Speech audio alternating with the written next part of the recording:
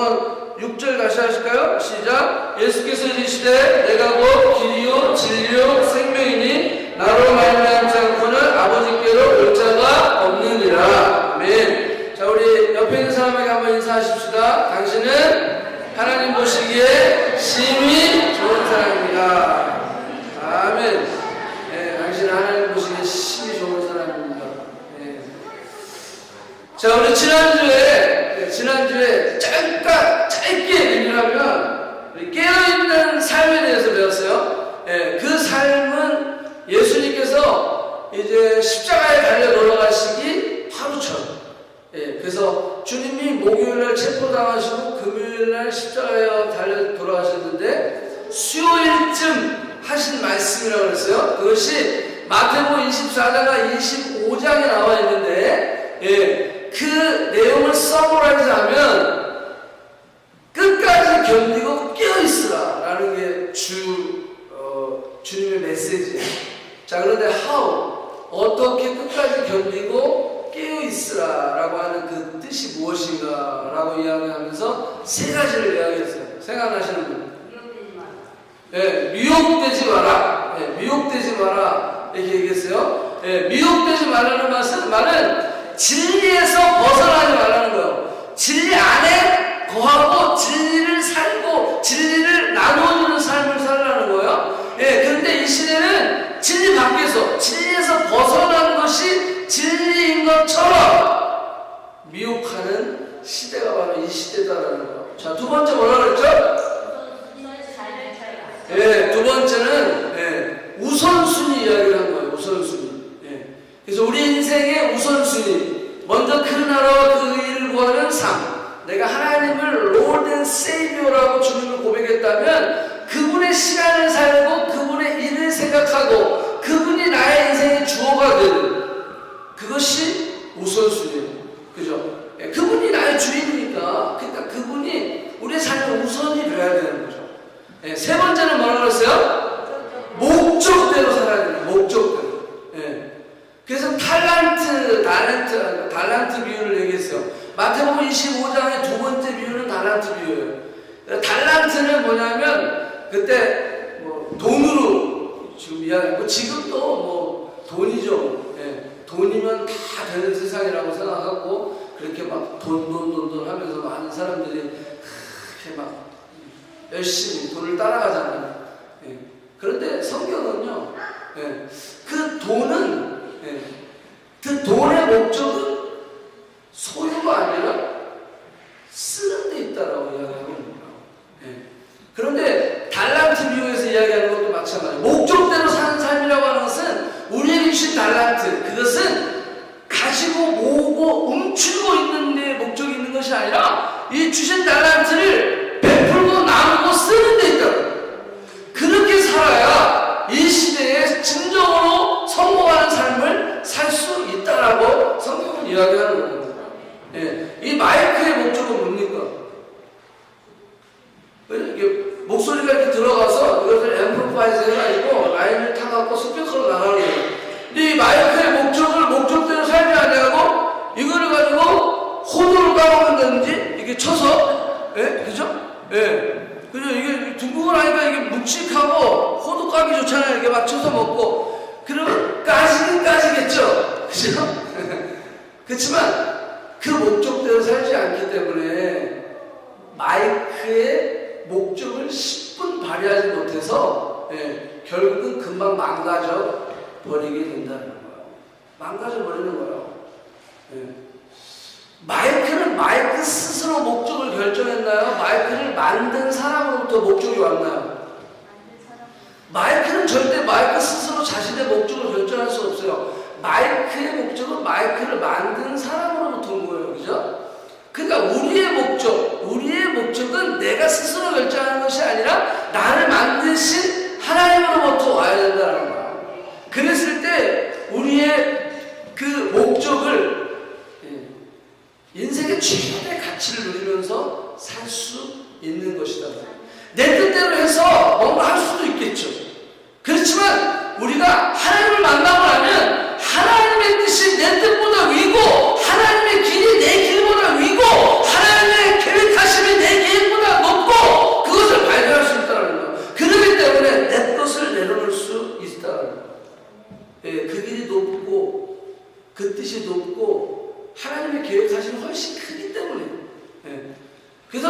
김지현이도 사실 저는 대학에서 작곡을 전공했는데 진짜 유명한 지휘자가 되는 게 꿈이었어요. 근데 하나님을 만나면 만날수록 지현아, 네 계획보다 하나님의 계획이 더 크시단다. 그리고 하나님을 만나면 만날수록 내 계획을 내려놓을 수 있는 용기가 생기더라고요. 그래서 내려놓고 하나님의 뜻을 따라가. 그래서 저는요, 사실 아버지가 목회를 참 어렵게 하셨기 때문에 나 혼자 목회를 하시고 막 어려움을 겪고 막 이러셨기 때문에 제가 느끼는 저는 죽어도 목사 안 한다. 근데 죽어도 뭐 안 한다고 그러면 꼭 되는 거고 조심하셔야 됩니다. 제 아내도 자기는 죽어도 목사 사고 안 하겠다고 저 하고 있잖아. 조심하셔야 돼요. 어쨌거나 목적대로 사는 삶을 살아야 된다라고 하는 거예요. 아멘. 자, 인생에는 세 가지 문제를 해결하지 못할 때 갈등하고 방황하고 고민한다는 거예요. 세 가지 문제에 부딪혀서 갈등하고 고민하고 방황하게 되는데 그 첫 번째는 길이에요. 길을 잃어버렸을 때 사람들은 방황하고 갈등하고 고민하게 되어 있어요. 나는 이 길을 가고 싶었는데 막상 가보니까 그 길이 아니었거나 또는 그 길에 계속 방향을 어딘지 막 계속 찾아서 헤매는 방황하는 맴도는 그럴 때가 우리에게 많이 있어요.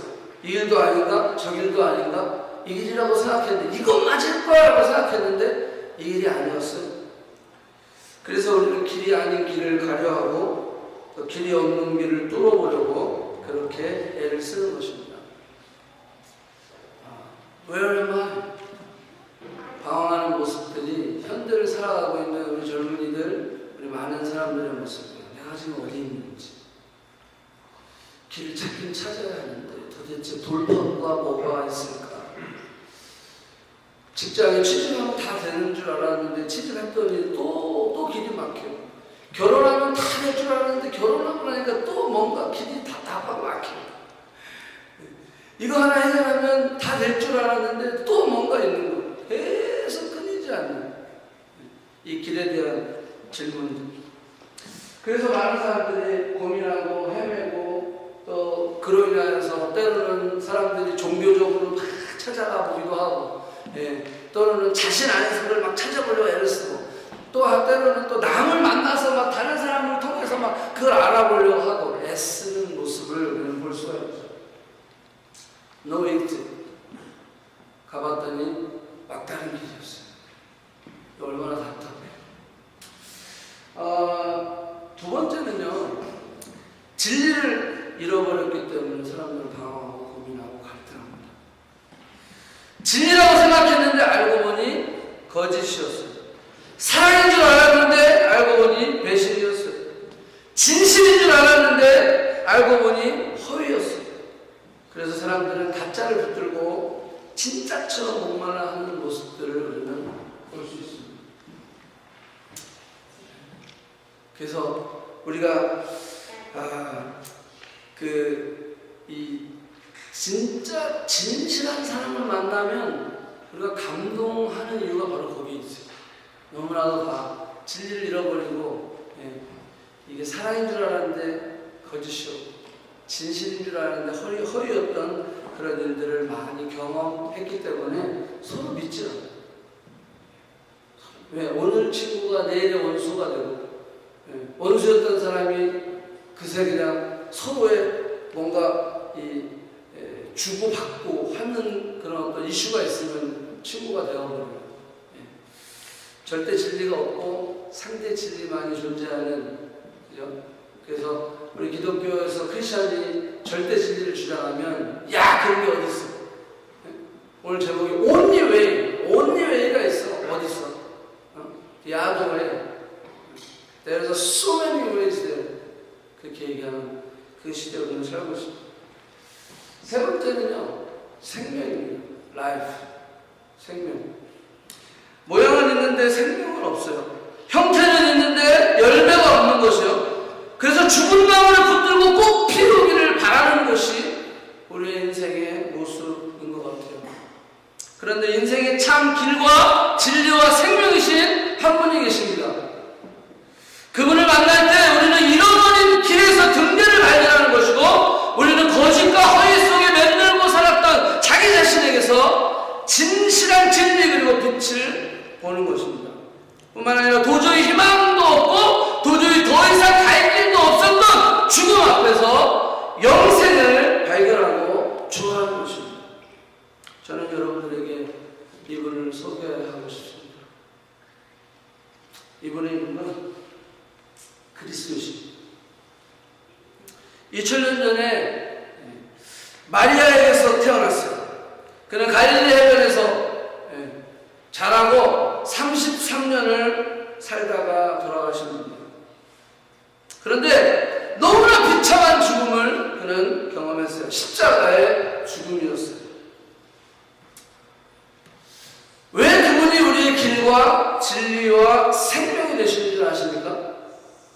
그냥 죽고 말았다면 길도 되지도 못했고 진리도 되지도 못하고 생명도 되지 못했을 거예요. 그런데 그는 오늘 우리가 해피스터라고 이야기하는 것처럼 God raised him up from the grave. 무덤에서 하나님이 그를 살리셨다. 부활이라고 하는 영화가 3월 17일 날 전 세계적으로 개봉을 했어요. 이 부활이라고 하는 영화는 이 빌라도의 오른팔, 저 가운데 이 사람이 여기 호민관 이 사람인데, 저 빌라도의 오른팔고 이 로마의 호민관이라고 얘기해요. 호민관, 이 수장이라고 이야기하는 이 글라디우스, 글라우비스, 이 글라우비스라고 하는 저 주인공이 나오는 등장하는 영화입니다. 예수님의 사역을 집행합니다. 예수님의 사역을 집행하고 그 다음에 예수 그리스도의 이 시체를 무덤에 집어넣고 그 다음에 완전히 무덤 문을 막고 이 로마 황제의 씬을 해버리고, 그리고 아무도 그 무덤에 근접하지 못하도록 하기 위해서 로마 군인들을 세워놔요. 아무도 그것을 건드리지 못하게 하기 위해서. 왜냐하면 이 호민관의 이 직책의 목적은 뭐냐면 유대의 지도층 그리고 유대의 그 독립을 원하는 그 민중들로부터 로마의 정권을 지키는 거예요. 로마의 정권을. 그래서 그 역할을 맡고 있는 거죠. 그런데 문제가 생긴 거예요. 예수 그리스도의 시체가 없어지고, 예수 그리스도의 시체가 없어지고 사람들은 군중들은 일어나기 시작합니다. 그래서 예수 그리스도가 부활했다라고 이야기합니다. 그래서 그는 부활하셔서 이스라엘의 독립을 위하여 메시아가 되셨다라고 막 군중들이 일어나는 거예요. 그러니까 자 여러분들, 로마의 정권을 지켜야 될 직책이 이 호민관의 역할인데 지금 민중이 막 반란을 일어나고 막 메시아가 났다고 예수가 부활했다고 그러고 막 일어나니까 이 호민관은, 그리고 빌라도는, 그리고 종교의 모든 지도자들은 예수 그리스도의 시체를 누군가 훔쳐갔을 것이다 라고 하는 결론을 도달하게 됩니다. 그래서 예수 그리스도의 3일간, 무덤에 있었던 3일간의 행적을 찾아 나서는 이 스토리가 이 영화의 전체 스토리입니다. 그런데 마지막에요, 이 호민관, 이 글라우스비는, 이 글라우비스는 이렇게 고백을 합니다. 나는 로마인이야. 그리고 나는 정치적으로도 그리고 군사적으로도 지금 모든 사람들의 영웅이에요. 영웅. 왜? 빌라도의 오른팔이에요. 오른팔. 그리고 부하들에게 존경받고 또 빌라도 외 자신의 상사들에게 인정받는 그러한 호민관이란 말이에요. 그런데 지금 나는 도저히 믿을 수 없는 두 가지 사실을 증명하게 라고 그런 고백을 하게 됐습니다. 그리고 나서 이 명대사가 거기에 나오는데, 이 하여간 이 호민관이요, 여자들도 다 가둬버리고, 하여간 예수를 봤다는 사람부터 시작해서 마리아 하여간 다 가두고, 제자들도 막 협박하고 막 죽음의 위험 앞에서 제자들도 우리가 훔치지 않았는데 그는 부활하셨다. 그리고 마지막에 이 제자들이 이렇게 저 대사들 안에 그 내용을 보면 당신 두렵습니까? 제자들 짓이 아닙니다. 지금 그래서 제자들 짓이 아닙니다. 무엇이 두렵습니까? 그때 호민관 이 글라우디스는 이렇게 얘기합니다. 이게 진실이지. 그래서 모든 걸 걸어도 되는지, 그리고 무릎을 꿇으면서 하늘을 쳐다봐. 저는 이 여러분 영화를 꼭 다 여러분 보기를 원하는데, 이 안 믿는 사람들에게 굉장히 챌린지가 되고 도전이 되는 영화예요. 그렇습니다. 여러분들 그 호민관이 부인할 수 없는 그 사실, 이게 진실이지. 내가 여기에 모든 것을 걸어도 되는지. 왜냐하면 자기는 지금 로마의 호민관이고, 그리고 빌라도의 오른팔이면 로마의 시민권을 가지고 있고 존경받고 인정받는 사람인데요. 그 진리 앞에 고민을 하는 거죠. 그 영화의 장면에 보면 이 사람이 큰 벽 앞에 서 있는 것을 보여줘요.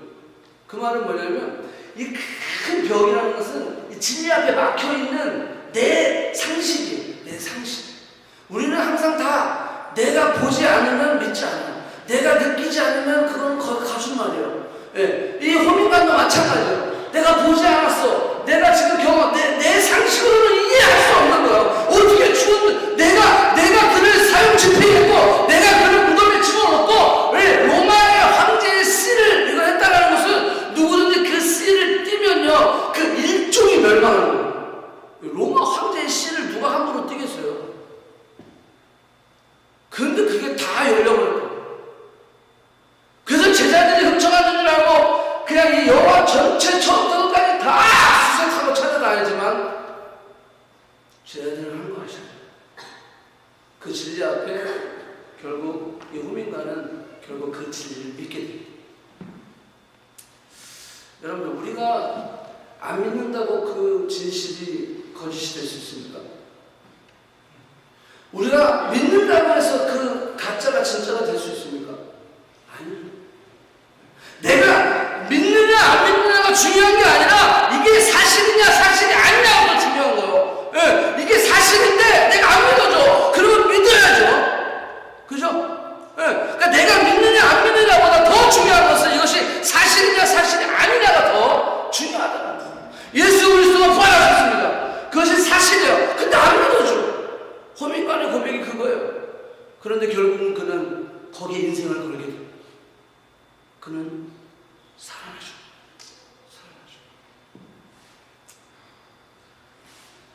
여러분들 이분을 만나보면 여러분들의 인생이 변합니다. 안 보이던 길이 보이고요. 방황하던 여러분의 인생의 종지부를 찍게 됩니다. 삶이란 속도가 중요한 것이 아니라 방향이 중요한 거예요. 속도로 살아온 사람에게 너무나 이 충격적인 이야기죠. 속도. 이 인터넷도 얼마나 느리면 짜증나고 신경질나고 그래요. 캐나다 와서, 야, 한국은 영어 한 편 받으면 뭐 얼마 안 걸리잖아요. 여기는 밤에 다운로드 해놓고 자야 돼. 속도로 살아가는 사람에게 방향이 중요하다 얘기하면 쉽지 않은 이야기죠. 하지만 방향, 그것을 바로 잡아야 우리의 삶에는 진정한 목적과 진정한 의미를 발견할 수 있는 것입니다. 좀 느리게 갈 수 있지만 반드시 갈 수 있다. 왜냐하면 그것이 길이기 때문입니다. 예수 그리스도를 만나보십시오. 예수 이름을 불러보십시오. 여러분의 몸 안에 진리가 살아있는 것을 경험하게 된다는 거예요. 우리는 수많은 것들을 가지고 있지만 억압되어 있어요. 자유가 없어요. 이것도 가지고 있고 저것도 가지고 있고. 여러분들 솔직히 우리가 가지고 있는 것만 생각해도, 그죠? 우리는 자꾸 없는 걸 생각해서 자꾸 비참해지는데 가지고 있는 것만 생각하면 얼마나 감사가 넘치는지 몰라요. 그런데 그럼에도 불구하고, 가지고 있음에도 불구하고 진정한 자유가 없어요. 그 이유는 소유가 중요한 것이 아니라 나눔이 중요하다는 거예요. 나눔이 중요하다는 거예요. 나눔은 즉 존재를 나타내는 거예요. 내가 나눌 때 나의 being, 나의 아이덴티티, 나의 정체성을 발견하게 된다는 거예요. 그래서 예수를 믿는다는 것은 소유를 보장하는 것이 아니라 예수를 믿는다는 것은 존재가 보장되는 거예요. 예수 믿으면 복 받습니다. 여러분들 예수 믿으면요, 예수님 분명히 얘기했어요. 세상이 너희를 미워하면 그건 당연하게 여기라. 왜? 세상이 이미 나를 미워했기 때문에. 그 정도 각오해야 돼요. 예수 믿으려면. 그렇지만 우리의 목적을 포기하고 우리의 길도 포기하고 진리도 포기하고 생명도 포기할 수는 없잖아요. 여러분 하나님 그 목적대로 하나님께서 내게 주신 이 땅에 보내주신 그 목적대로 그래서 예수를 믿는다는 것은 소유가 보장되는 것이 아니라 존재가 보장되는 거예요. 내가 고아에서 아들로 변하는 거예요. 장녀에서 신부로 변하는 거예요. 죄인에서 의인으로 변하는 거예요. 그것이 존재의 변화예요. 그런데 세상은 뭐라고 얘기합니까? have가 최고다고. 가져. 여러분들 목사님이 68년생인데 60년대 우리나라 GDP가요 60에서 80불이었어요. 80불. 60달러에서 80불. 60년대. 근데 지금 얼마인지 아세요? 이제 2만 불이 넘었어요. 이제 앞으로 2020년이 되면 앞으로 2020년 4년 남았습니다. 이제 GDP가 1인당 GDP가 우리나라가 37,000불이 된다고요. 여러분 한번 생각해보세요. 60년대 저 목사님 생활, 목사님이 40 중반이잖아요. 그냥 한 40년, 50년 지났는데 60불, 80불 GDP에서 지금 3만 불을 향해 나가고 있고 앞으로 2020년이면 37,000불을 나가고 있어요.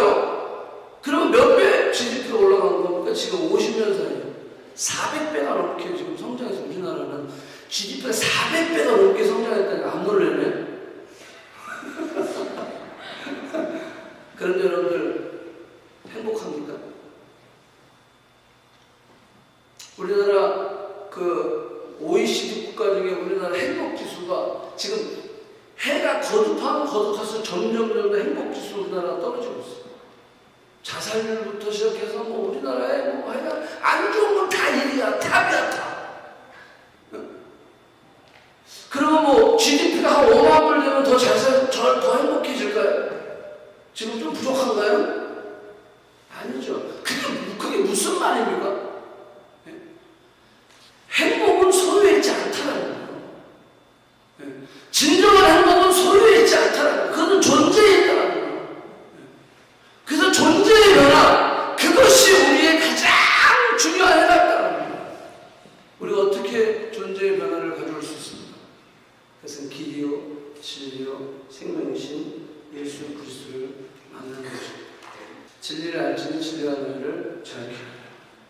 우리가 주님을 만날 때 억압이 아니라 진정한 자유를 누릴 수 있습니다. 자유를 누릴 수 있습니다. 왜냐하면 예수 그리스도는 길이고 진리고 생명이기 때문입니다.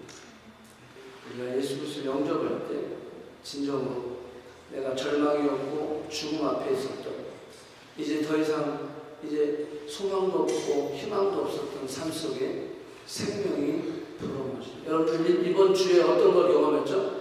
여러분들 아이스 스톰이 왔잖아요. 그래가지고 막 이 나뭇가지가 막 아이스로 바뀌었잖아요. 되게 멋있더라고요, 그죠? 그때 하여간 몇 년 전에 중국에 우리 그 아이스 스톰 와갖고 막 그냥 블랙아웃 되고 막 그랬을 때, 요번에는 그 정도는 아니었는데 되게 이뻤어요, 그죠? 되게 이뻤어요. 근데 여러분들 지금 오늘은 어때요? 막 더워. 불과 한 3, 4일 전인데 오늘 막 더운 거예요. 여러분 생명이라는 건 바로 이런 거죠. 죽은 것 같았던 그 생명이 그냥 죽은 것 같았던 그 나뭇가지가 파릇파릇해지고 죽은 것 같았던 막 그 위에 얼음으로 덮여 있었던 그 잔디밭 막 눈이 와가지고 막 비가 와가지고 얼어가지고 막 우리 저희 집 앞에 뒤도 막 다 그랬거든요. 근데 거기에 이제는 파릇파릇한 잔디가 생명이라는 건 이거죠. 내 인생이 생명이 되신 예수 그리스도, 그분을 만나면 우리 인생이 파란 잔디밭이 됩니다. 우리 인생에 우리 인생에 꽃이 피기 시작합니다. 그리고 열매가 맺어지기 시작하는 것입니다. 여러분들 그 예수님을 여러분들에게 소개하고 싶습니다. 여러분들 내가 신앙생활 했는데 3년을 신앙생활 했는데 아직도 변하지 않았어요? 그러면 여러분들 예수님을 안 만난 거예요. 왜? 예수님을 만나면 진짜 변할 수 있어요. 여러분들 예수님을 아직 영접하지 않았다면 오늘 이 시간이 여러분들이 주님을 만나는 시간이 되기를 원하고, 이미 예수님을 영접했는데 그리고 3년이 지났는데도 아직도 뭔가 내 삶이 변하지가 않은 것 같아요. 그런 사람은 오늘 이 시간이 야곱 강가에서 야곱이 천사의 다리를 잡고 당신 나에게 축복하시라고 내가 올 수 없습니다. 내가 변해야 되겠습니다. 그래서 이스라엘이라고 변했던, 그런 너는 야곱이라 하지 말고 이스라엘이라고 했던 그 이름을 새 이름을 받았던 그 현장이 오늘 이 현장이 되기를 축복합니다. 예, 그 초대받지 않은 여인이 그 갈급한 그 상황을 가지고 그 주님의 발 앞에 자신의 전부를 쏟아붓고 눈물로 그 발을 적시고 자신의 머리로 그 발을 씻어드렸던 그 상황과 그 현장을 이미 예수를 만났던 여러분들에게 다시 한번 회복되기를 축원합니다. 여러분들 내가 주님을 아직 안 만났지만 길이요 진리요 생명이신 그 주님을 만나기를 원하시는 분은 한번 이 기도를 따라해 주시면 좋겠어요. 그리고 내가 신앙생활 3년이 넘었는데 아직도 나는 공사 중, 물론 죽을 때까지 예수님 닮아가는 거지만 내가 변하지 않았다면 오늘 다시 이 기도를 통해서 여러분들 삶에 진정한 변화가 있기를 축복합니다. 우리 한번 기도하실까요? 사랑해 주 예수님, 저는 죄인입니다. 이 시간 예수님을 나의 구원자와 주님으로 모시기를 원합니다. 지금 내 마음속에 들어와 주세요. 나의 모든 죄를 십자가 위에서 다 해결해 주신 예수님, 나를 용서하시고 내게 영생을 주옵소서. 이제 예수님은 나의 구원자이시며 주님이십니다. 예수님은 나의 길이십니다. 예수님은 나의 진리이십니다. 예수님은 나의 생명이십니다. 하나님은 나의 아버지가 되시고 나는 하나님의 자녀가 되었습니다. 나를 용서하시고 나를 구원해 주시니 감사합니다. 나를 변화시켜 주옵소서. 하나님의 꿈과 비전을 알게 하시고 그 목적대로 살게 하옵소서. 지금부터